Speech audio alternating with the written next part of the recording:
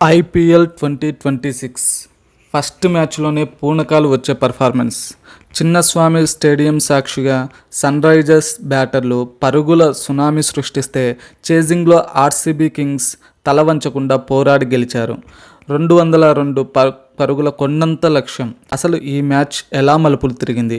Debut మ్యాచ్లోనే Jacob Duffy సృష్టించిన బీభత్సం ఏమిటి? విరాట్ కోహ్లీ అండ్ టీం ఈ అసాధ్యమైన చేజింగ్ను ఎలా సుసాధ్యం చేశారు?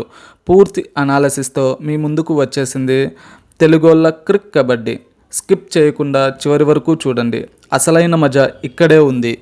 Okay, let's get in to the topic.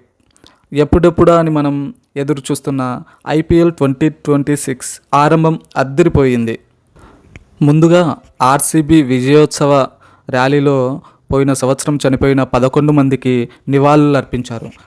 Toss గెలిచిన ఆర్సీబీ బౌలింగ్ ఎంచుకుంది. Sun Risers opener Ishan Kishan ఆకాశమే హద్దుగా చెలరేగిపోయాడు. కేవలం 38 బంతుల్లో 80 పరుగులు చేసి ఒకానొక దశలో స్కోర్ 230 దాటుతుంది అనిపించాడు. కానీ ఇక్కడే సీన్లోకి వచ్చాడు ఆర్సీబీ కొత్త సెన్సేషన్ జేకబ్ డఫీ. తన డెబ్యూ మ్యాచ్లోనే 4 ఓవర్లకి 22 పరుగులు మాత్రమే ఇచ్చి 3 వికెట్లు తీశాడు. అద్భుతమైన స్పెల్తో ఎస్ఆర్హెచ్ మిడిల్ ఆర్డర్ను కుప్పకూల్చాడు. దీంతో సన్ రైజర్స్ 201 పరుగులకు 9 వికెట్లు కోల్పోయి ఆగాల్సి వచ్చింది. తర్వాత బ్యాటింగ్కు వచ్చిన ఆర్సీబీ ఓపెనర్స్ ఫిల్ సాల్ట్ త్వరగా అవుట్ అయిన దేవదత్ పడిక్కల్, విరాట్ కోహ్లీ కలిసి స్టేడియంని హోరెత్తించారు. పడిక్కల్ ముఖ్యంగా మనం తన గురించి మాట్లాడుకోవాలి. అతను కేవలం 26 బంతుల్లో 61 పరుగులు చేసి పరుగుల సునామీ సృష్టించాడు.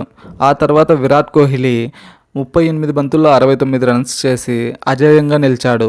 ముఖ్యంగా హర్షల్ పటేల్ వేసిన 16వ ఓవర్లో 6-4-4-4 కొట్టి మ్యాచ్ను ఫినిష్ చేశాడు. కోహ్లీ మళ్ళీ ప్రూవ్ చేశాడు తను ఎందుకు చేజ్ మాస్టర్ అని. ఏమాత్రం ఒత్తిడి లేకుండా మ్యాచ్ను 15.4 ఓవర్లలో ముగించేశారు. ఈ మ్యాచ్లో మనం ముఖ్యంగా మాట్లాడుకోవాల్సిన ప్లేయర్స్ ఎవరంటే, మొదటగా జేకబ్ డఫీ వచ్చాడు, 3 వికెట్లు తీశాడు. SRH batting లైనప్ని గడగడలాడించాడు. జాకబ్ డఫీ వేసిన ఆ బంతులు ఎస్ఆర్హెచ్ బ్యాటర్లపైకి బుల్లెట్లలో దూసుకొచ్చాయి. ఒక్కసారిగా ఆరెంజ్ ఆర్మీ సైలెంట్ అయిపోయింది. డఫీ దెబ్బకి స్టంప్స్ ఎగిరి గాల్లో పల్టీలు కొట్టాయి. నెక్స్ట్ ఇషాన్ కిషన్.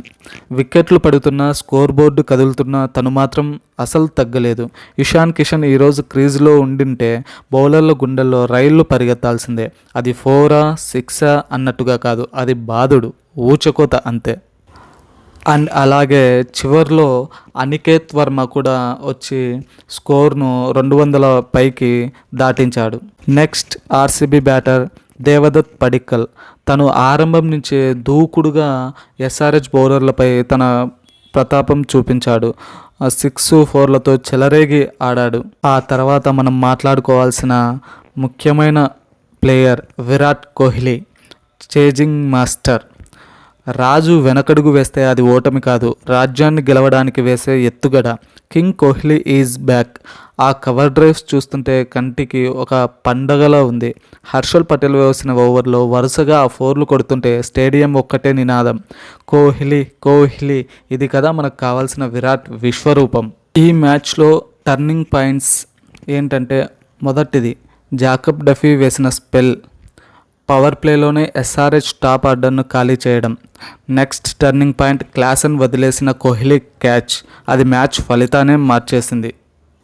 అలాగే 2 టీంల కెప్టెన్సీ గురించి మాట్లాడుకుంటే, రజత్ పాటిదార్ కెప్టెన్సీ ప్రశాంతంగా ఉంది. అటు ఇషాన్ కిషన్ బ్యాటింగ్లో మెరిసిన బౌలింగ్ మార్పుల్లో కొంచెం తడబడ్డాడనే చెప్పాలి.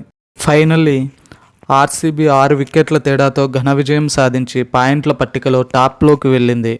తన అద్భుతమైన బౌలింగ్కు గాను Jacob డఫీకి man of the match award దక్కింది.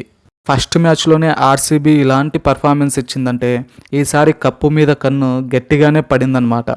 ఈ రచ్చ ఇక్కడితో ఆగదు. ఇది కేవలం ఆరంభం మాత్రమే. ఎస్ఆర్హెచ్ ఫ్యాన్స్ ఎవరూ బాధపడకండి, కమ్బ్యాక్ ఎప్పుడు స్ట్రాంగ్గానే ఉంటుంది. మరి ఈ మ్యాచ్లో మీకు బాగా నచ్చిన మూమెంట్ ఏంటి? కోహ్లీ బ్యాటింగా లేక డఫీ బౌలింగా? కింద కమెంట్ చేయండి. మరిన్ని ఐపీఎల్ అప్డేట్స్ కోసం మన ఛానల్ని సబ్స్క్రైబ్ చేసుకోండి. జై హింద్.